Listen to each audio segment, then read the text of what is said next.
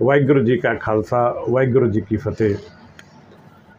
प्यारे दोस्तों, जैसा कि आप सभी जानते हैं कि आज के समय में आत्मनिर्भर जो हम थे, टैक्सी चालक आज बेरोजगार हो गए। मैं अगर बात करूं तो सरकारें या सरकार के अधिकारी सिर्फ अपने तक सीमित हैं। सन 2013 के अंदर टैक्सी का भाड़ा बढ़ा था, 2019 के अंदर ऑटो का भाड़ा बढ़ा था और आज लगभग सीएनजी के जो दाम हैं वो दुगने से ज़्यादा बढ़ गए हैं, लगभग तिगने पहुंच गए हैं। पेट्रोल, डीजल और सीएनजी का कोई फ़र्क नहीं रह गया। 78 रुपये 61 पैसे सीएनजी दिल्ली में 3 रुपये बढ़कर हो गई है। और जहाँ पर ये हमारी टैक्सी में बढ़ी है, वहीं हमारे घरों में जो पीएनजी सिलेंडर आता है, जो पाइपलाइन आती है, उसमें भी 3 रुपये का इजाफा हुआ है। मैं एक बात आपके माध्यम से नेताओं तक और आम पब्लिक तक पहुंचाना चाहता हूं। अगर आपको लगे कि हाँ ये बात पहुंचनी चाहिए तो आप वीडियो को शेयर करें और वीडियो को अंत तक जरूर देखें। आपको ये पता होगा कि जितने भी सरकारी विभाग हैं उनको अगर आज तनख्वाह बढ़ गई है, ऊपर से ऑर्डर आ गया है और आज उनको पैसे नहीं मिले तो उनको एरियर के साथ डीए मिलता है। मैं आपको समझाता हूं। जैसे 7th पे कमीशन जो है वो जनवरी 2020 में लागू हुआ था, तो अभी आज सारे अखबार भरे पड़े हैं कि 1 करोड़ केंद्रीय कर्मचारियों को इसका लाभ मिलेगा और 18 महीने का एरियर जो पैसा बढ़ा हुआ है। जैसे मान लेते हैं एक आदमी की तनख्वाह 70,000 थी और उसका एरियर जो बढ़ के मिला है वो उसको 12,000 और बढ़ के मिलना था, मतलब उसको 82,000 तनख्वाह हो गई थी, तो 12,000 को अब तक गुना कर लीजिए और उसके ऊपर हर महीने ब्याज लगा लीजिए। उस एरिया को सरकार देने जा रही है। ये बात मैं इसलिए आपको बता रहा हूं कि जब हम बात करते हैं ना तो सरकारी अधिकारी, कमिश्नर हो गया, सेक्रेटरी लेवल के लोग होते हैं, वो कहते हैं इस पर महंगाई का असर पड़ेगा। हम ये पूछना चाहते हैं श्रीमान जी, जब आपने इतना, अगर आपको आज लगता है कि आज आपका बढ़ रहा है तो आप आज लीजिए ना, 18 महीने का एरियर क्यों ले रहे हैं? मुझे कोई एक सज्जन ये बताए, क्या हमारे जो रेट, आज सवेरे मैंने अपनी गाड़ी में 500 रुपये की गैस डलवाई है, क्या मुझे इसका मुआवजा कोई सरकार देगी? क्या केंद्र व राज्य सरकार मुझे इसका मुआवजा देगी? या वो सवारी जो मेरी इस गाड़ी में आज सफ़र करके चली गई वो पुराने रेट पे, क्या मुझे उसका मुआवजा कभी मिलेगा? आज भी प्रीपेड बूथ पर वही पर्ची कट रही है। रेगुलेटरी शीला सरकार के समय में हमारी बातचीत हुई थी, उन्होंने कहा था कि ऑटोमेटिकली आपका रेट जैसे ही इंक्रीज होगा बढ़ जाया करेगा, परंतु प्रशासनिक कमियां, सरकारी तंत्र जितना भी है, ये तंत्र जो है ये हमें सिवाय और सिवाय तंग करने के और कुछ नहीं करता और हमारे जो काम है, हमारे काम में बाधा डालता है। आज गाड़ी चलाना जितना कठिन है आपसे अधिक कोई नहीं जानता, और सबसे ज़्यादा कठिन जो सिंगल गाड़ी मालिक है, जो सिंगल गाड़ी मालिक है वो सबसे ज़्यादा परेशान है। क्यों परेशान है? आज दिल्ली के अंदर भांति भांति की टैक्सी कंपनी आ गई हैं। कोई कहता है कि रेट अपने आप निर्धारित करो, कई, एक तो कंपनी मैंने देखी है उसकी तो रिक्शे से भी कम किराया है, पर मजबूरन हमारे साथियों को काम करना पड़ रहा है। सरकार से हमने कहा कि आप ना पूछो ऐप चालू कर दो या कोई ऐसी रेगुलेटरी बना दो जिसमें कि कोई किराए से कम ना जा पाए। सरकार ने बाइक को और चालू कर दिया कि बाइक वाले भी चल सकते हैं। रही सही कसर, आज मैं बात करता हूं हमारे मोतिया खान से नई दिल्ली स्टेशन का, मेरी टैक्सी में भाड़ा आया 70 रुपये और वहीं ई रिक्शा वाला 125 रुपये लेकर गया। वो दोनों सब गाड़ी, मेरी गाड़ी भी उसने बुक करी और रिक्शा भी उसने बुक करा। 125 में 3 सवारियां नई दिल्ली स्टेशन जाती हैं और मेरी गाड़ी 70 रुपये में जा रही है। हमारी कोई भी एजेंसी, कोई भी सरकार का नुमाइंदा, हम लोग कहते थे कि जो हम विधायक चुनते हैं, जो हम पार्षद चुनते हैं, जो हम सांसद चुनते हैं, वो इसलिए चुने जाते हैं कि विधानसभा में, पार्लियामेंट के अंदर या निचले सदन में, अपना जो कॉरपोरेशन का होता है, वहाँ पर हमारी जनता की आवाज़ रखी जाए।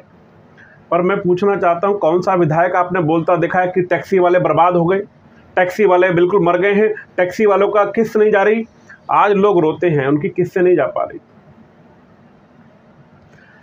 भारत के अंदर, विश्व के अंदर सबसे अच्छा काम है टैक्सी।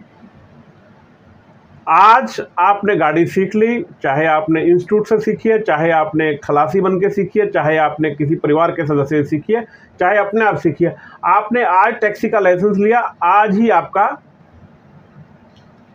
भुगतान चालू और अपने काम के आप मालिक। परंतु सरकार बड़े घरानों के बढ़ाने के लिए हमारे इस उद्योग को ख़त्म करने जा रही है। आज जो आत्मनिर्भर टैक्सी वाला था वो बेरोजगार तो हुआ, साथ में वो कर्जदार भी हो गया। एक तो आदमी बेरोजगार होता है कि चलो पेंडा छुटा और कोई काम कर लेंगे, लेकिन वो कर्जदार भी हो गया। कैसे कर्जदार हो गया? उसने ये कहा कि आज मंदा शायद कल तेजी हो जाए।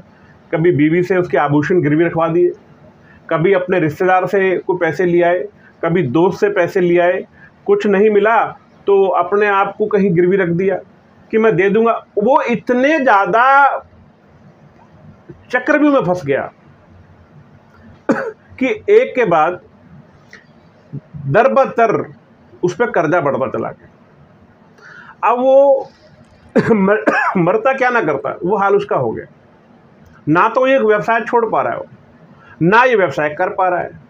करने की कोशिश करता है तो दाम इतने बढ़ गए हैं सीएनजी पेट्रोल के कि गाड़ी नहीं चल पाती, और चलती है वो रेट मांगता है कि मुझे आज इतना भाड़ा दे दीजिए, तो कंपनियां इतनी आ गई हैं। और सबसे बड़ी बात जो है, हमारे ऊपर एक ऐसी तलवार लटक रही है। कई कहते हैं ना कि तू मत कर काम, तेरे पे कौन सा तलवार लटक रही है? तुझे कोई कह रहा है? हाँ, हमें कह रहा है, हमें हमारा ज़मीर कह रहा है, हमें हमारा सिविल स्कोर कह रहा है। हमने कमा कमा के बैंकों के घर भर दिए, फाइनेंसरों को करोड़ोंपति बना दिया, हम वहीं के वहीं हैं। हमारे को ये होता है कि अगर मैं किस्त नहीं दूंगा तो मेरे को वो डिफ़ाल्टर घोषित कर देगा, मुझे लोन नहीं मिल पाएगा। अब आपने बच्चों की शादी भी करनी है, बच्चों की पढ़ाई भी करनी है, अपना भी गुजारा करना है, कैसे कर पाओगे आप? आज हालात के लिए मैं जो वीडियो बना रहा हूं कि आप जितने भी मेरे साथी मेरी इस बात को सुन रहे हैं, आप लोग अपने पार्षद को, अपने विधायक को, अपने सांसद को ट्विटर के माध्यम से, मैंने कितनी बार बोला कि आप ट्विटर डाउनलोड कर लें, सभी के सभी लोग। हमें रास्ते खोजने चाहिए।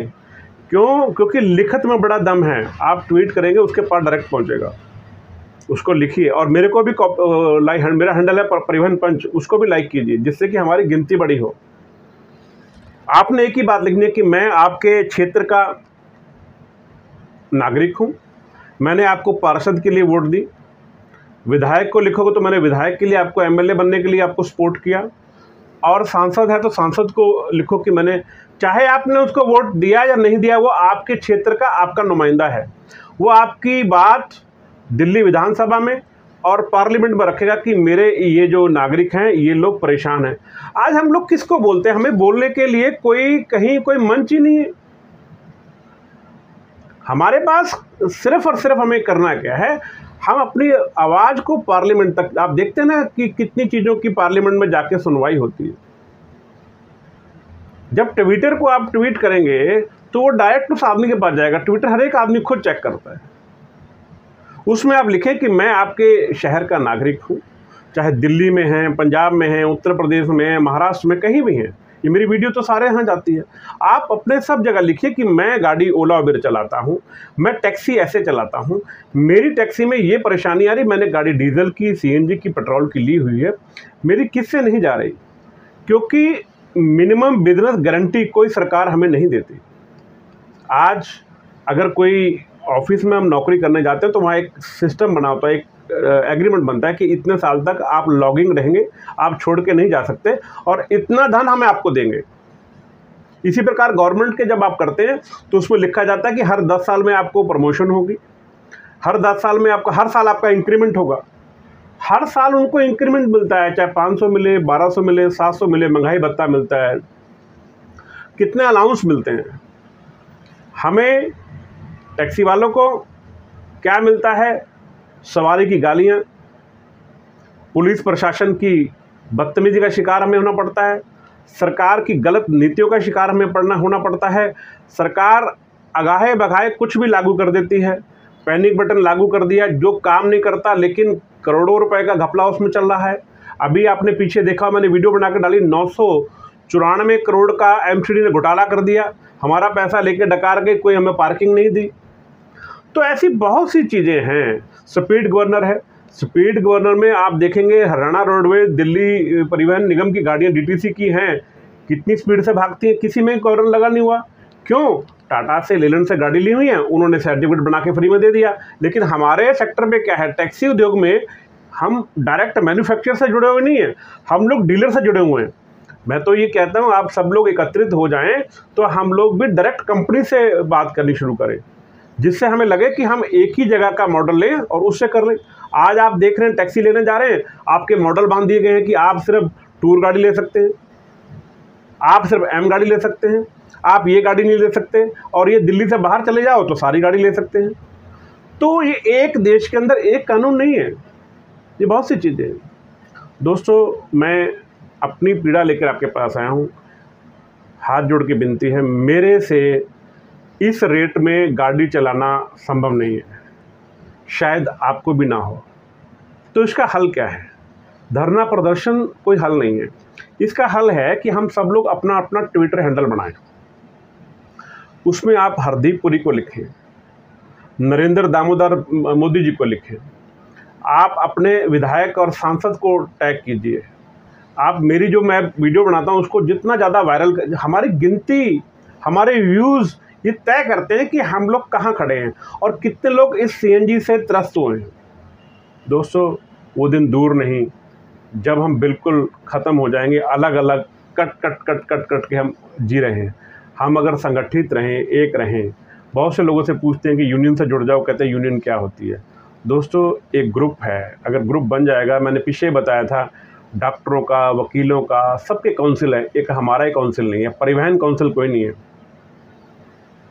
ट्रांसपोर्ट काउंसिल ऑफ इंडिया अभी तक नहीं बना। अगर ये बन जाएगा ना, जो परिवहन आयोग की मैं बात करता हूँ, इसमें चालक भी खुश रहेंगे, मालक भी खुश रहेंगे, सारे जितने ये पेट्रोल डीजल वाले हैं ना, ये सब खुश रहेंगे। क्यों? हमें कोटा सिस्टम पे पेट्रोल डीजल मिलना शुरू हो जाएगा, हमारे को बहुत सी चीज़ों में रियायत मिलनी शुरू हो जाएगी, क्योंकि हम तब सरकार का एक पार्ट बन जाएंगे। सोचना आपके जो में है। मैं तो अपनी एक रिक्वेस्ट लेके आपके पास आया था कि मैं भाई इस रेट में गाड़ी चलाने में असमर्थ हूँ, घर का खर्चा नहीं चल पाता, गाड़ी की किस्त नहीं चल पाती। आप भी मेरे से ज़्यादा पुराने होंगे, मेरे से नए होंगे, हो सकता है 1 घंटा मुझसे ज़्यादा गाड़ी चलाते हो, पर क्या आप अपना निर्वाह अच्छे से कर पा रहे हैं? नई गाड़ी लेने का मन होता है तो गाड़ी नहीं मिलती, 1-1 लाख रुपए ब्लैक चल रही है, कोई सुनने वाला हमारा है नहीं। तो दोस्तों, अंत में वीडियो समाप्त करता हूँ, मैंने टाइम देखा ज़्यादा हो गया। आपने प्रयास बस इतना करना है कि ट्विटर हैंडल बनाएं और सारे अपने विधायक, पार्षद और उनको भेजें, और पेट्रोलियम मंत्री हरदीप पुरी को भेजें कि ये सीएनजी पेट्रोल डीजल को जीएसटी में लाया जाए, जिससे हमारे को कुछ राहत मिल जाए। और दिल्ली सरकार से निवेदन है कि हमारा जो टैक्सी का भाड़ा 2013 से नहीं बढ़ा, उसको तुरंत लागू किया जाए। और अगर आप तुरंत लागू नहीं करते तो इतने दिन, जितने दिन आप नहीं लागू कर रहे, उतने दिन के बदले हमारे को किसी न किसी चीज़ में छूट दी जाए, चाहे टैक्स में छूट दी जाए, चाहे हमारे को फिटनेस में छूट दी जाए, चाहे हमें को कोई अलाउंस दिया जाए। तो आशा करता हूँ मेरी इन बातों से सब लोग सहमत होंगे। वाहिगुरू जी का खालसा, वाहिगुरू जी की फतेह।